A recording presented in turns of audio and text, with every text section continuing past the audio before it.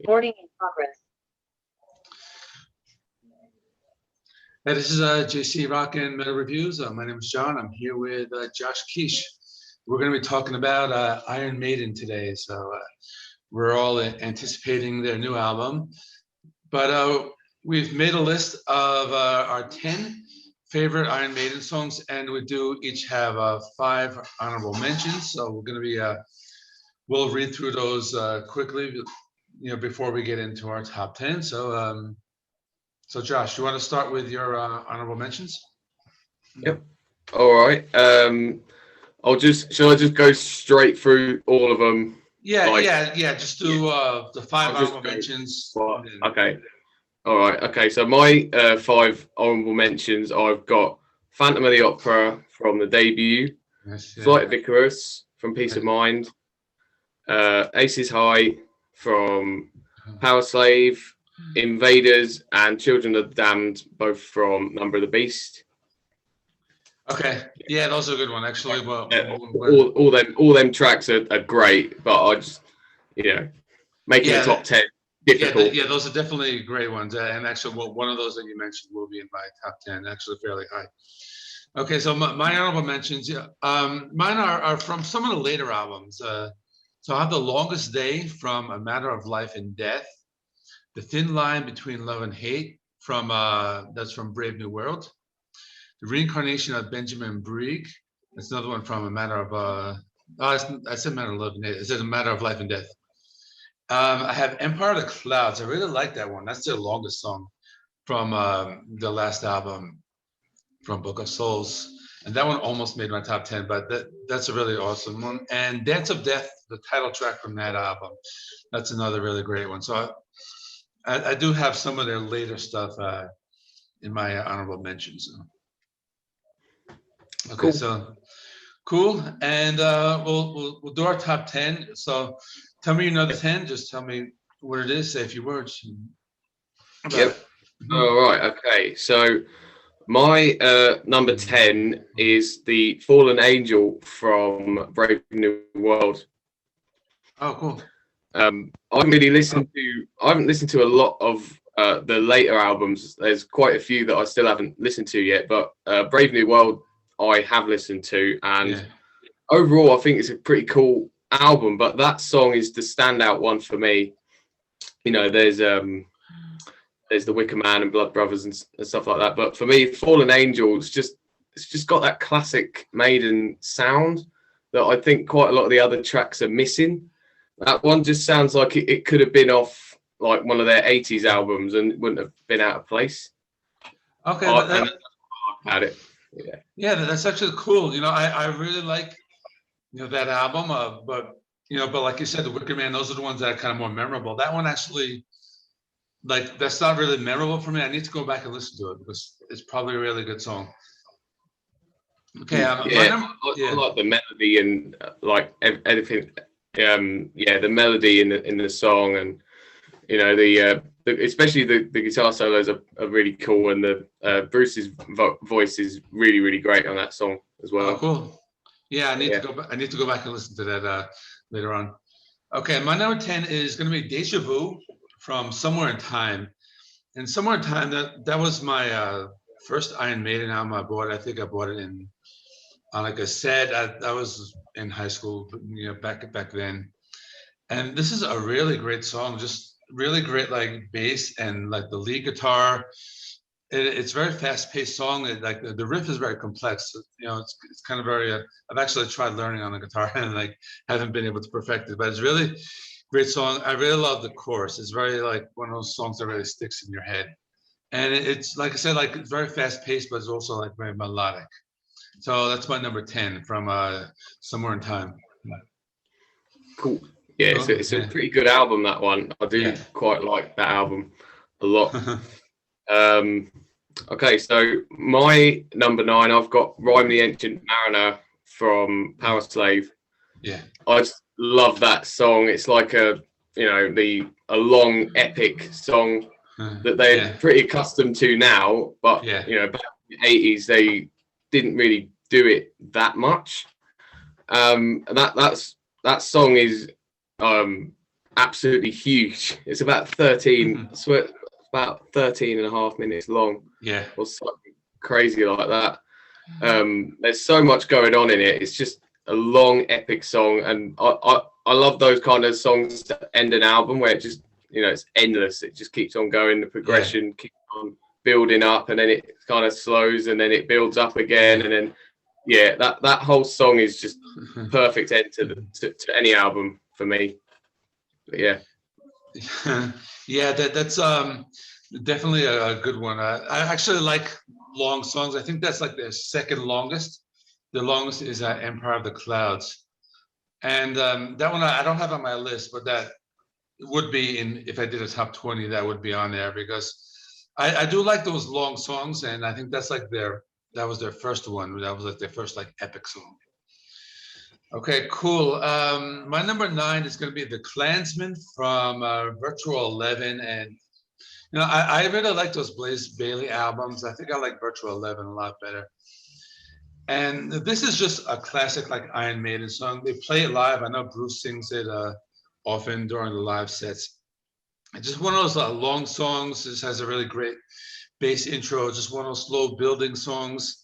The intro is like very melodic. I think they do use some like synth or keyboards in the intro, but then it just really gets has really great chorus and really gets fast later on. So that's my number 9, and that's probably the only Blaze Bailey song I have on my list. But this is a really good one.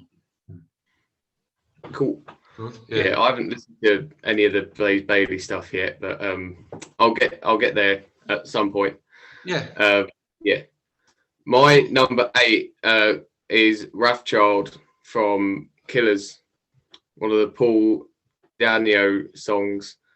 And yeah, for me, that's one of the best songs on the album. It's just got a really cool kind of hard rock edge to it. It's not really metal, really. It's sort of more of a hard rock song, but it just packs the punch, that song. Yeah. And yeah, the vocals on it is great. I love Steve Harris's bass lines on that song is really, really cool. It's just a really, really cool rock song. And yeah, ever since I heard it for the first time, it's always been one of my favorite Maiden songs. Yeah, it's a great song. Cool. Yeah. That's another really, really good one. Yeah, I like all of their albums. Actually, my next one I'm going to be talking about is from their first album, and I chose Remember Tomorrow from their debut album. And I think this is like their slow. It's kind of like a ballad, but I mean, I don't know if you want to call it a ballad. You can call it a power ballad, because it does really get fast, like towards the middle of the song. But it's just one of those like slow building ones with like the great like bass intro and like the melodic, guitar, the melodic leads, really great vocals.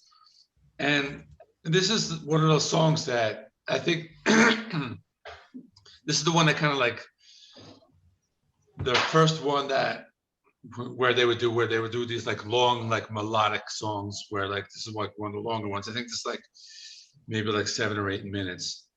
And this was the ballad. Like the other songs were more like faster rock songs, but this is one of the great ballads. And so that's it. I do like this one. I think actually like the debut probably better than Killers a little bit. So that's my number 8.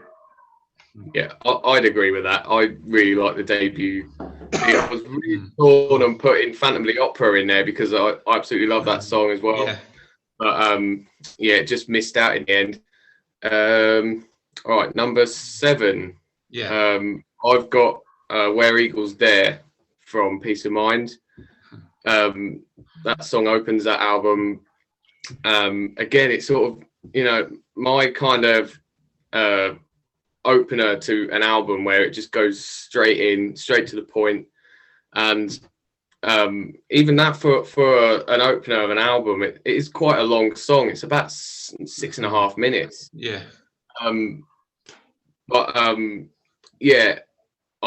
It's just a song that I've always quite liked.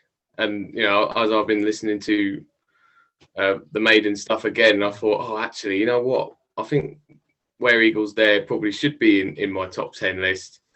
Because originally it was sort of in that bracket of being in there. But then when I went back and listened to it, I thought, yeah, this has got to be in there.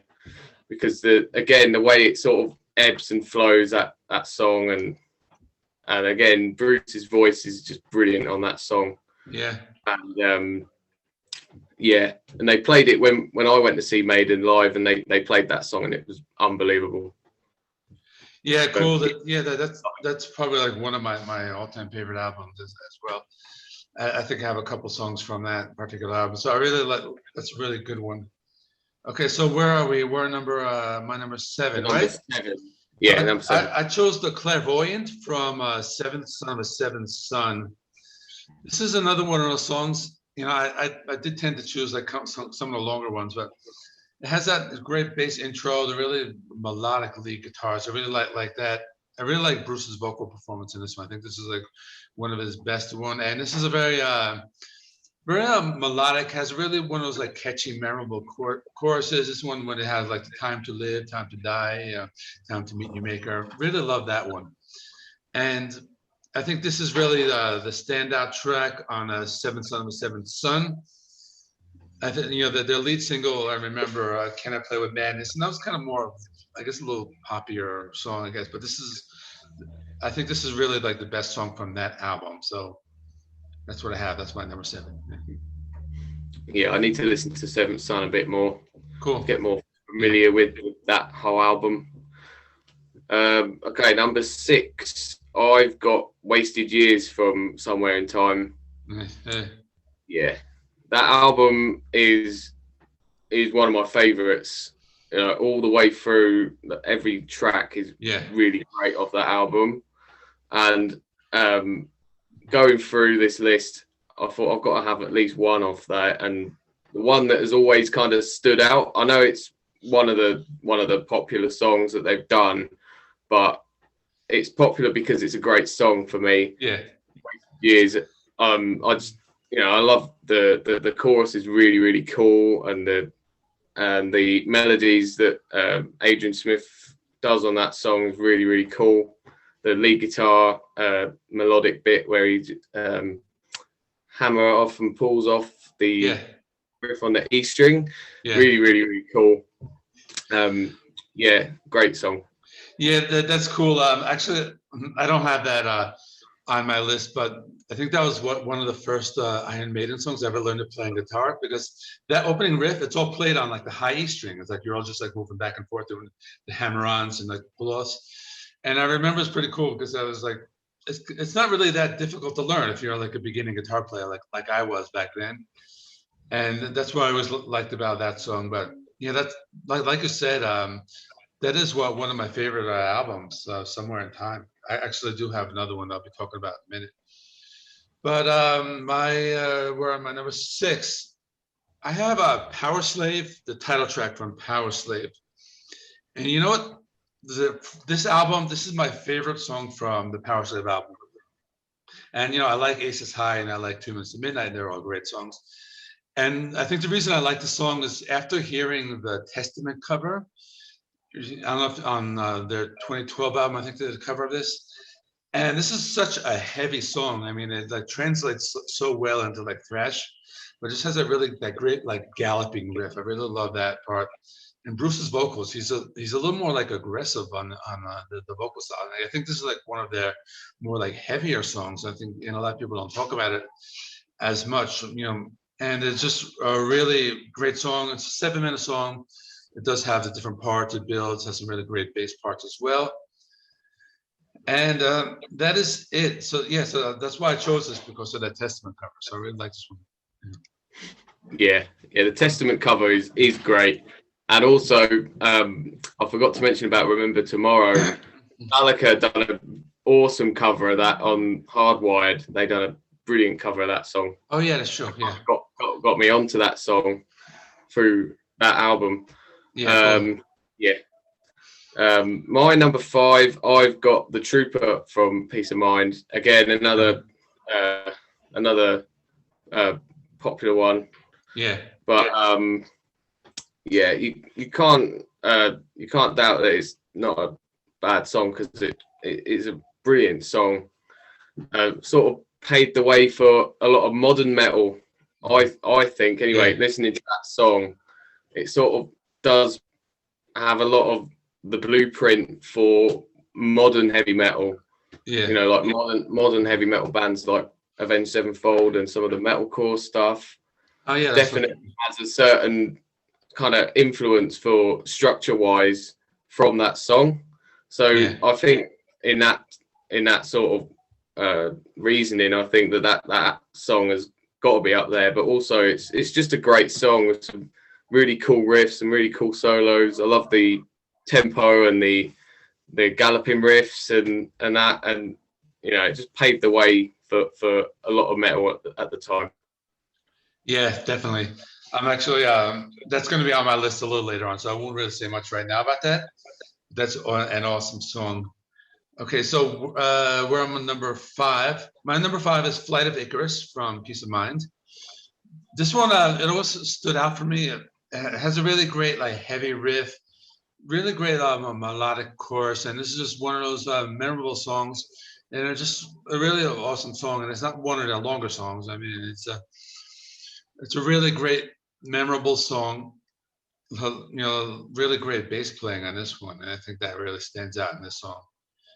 And so yeah, that's what it is. So that's my number 5, Flight of Icarus from Peace of Mind. Yeah, that's a really cool song. Yeah, like I say, I had that in my honorable mentions. I done a cover of it on my channel as well. cool. It's a really cool, fun song to play as well. Yeah, And it's a really cool, fun song. My number 4, I have Number of the Beast, the title track. It's just, again, it's just another classic Maiden song that they always play live.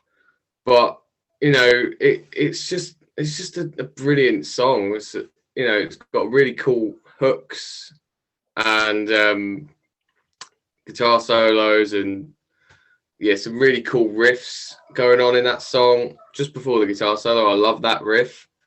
And the whole intro, especially when they play it live, with the the spoken word bit at the start, it just builds the song up so well. And then they come in with the riff, and that riff's really, really awesome. Some really cool stuff in that song, and that's a really great song. I mean, that's like another one that I didn't have that, but that would make my top 20 because I really like that spoken intro. I mean, like that needed to be there because it kind of like it needs to like set the mood and like sets the entire tone of the song. And it is a really great song, and it is also like one of the first ones I've ever like listened to. So where am I? We're number 4.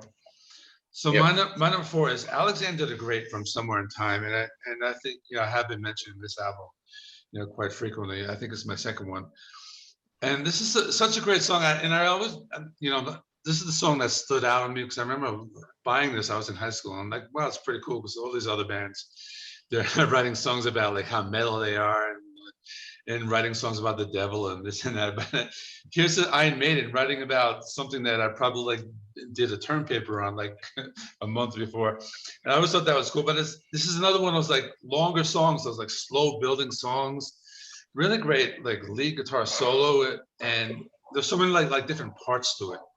Like it doesn't feel like a long song because it has like the slower parts, some of the faster parts, lots of like melodic leads, different like breakdowns. There's one breakdown where it really gets like really fast, and like just the lyrical content. I always like that.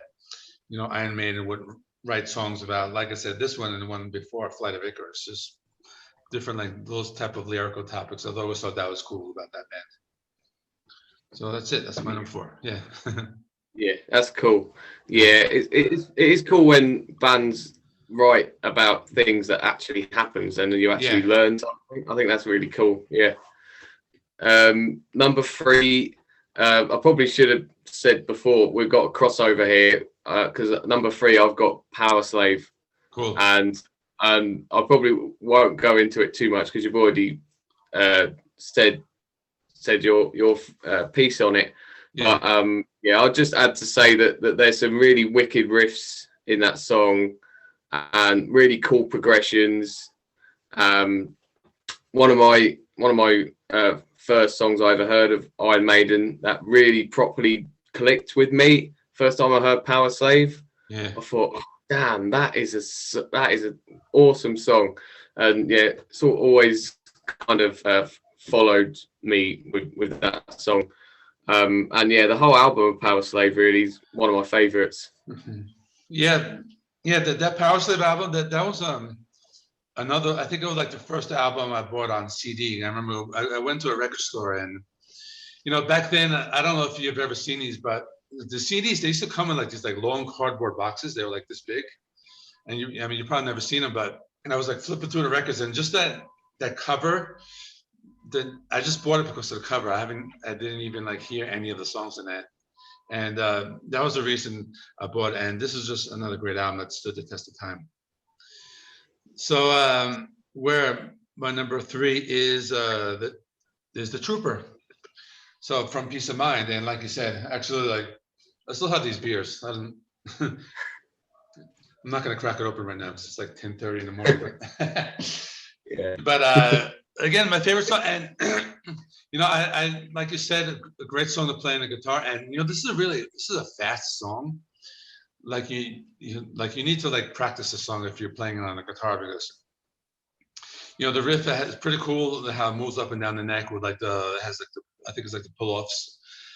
And like I said, like everything you said before, it's just an iconic song.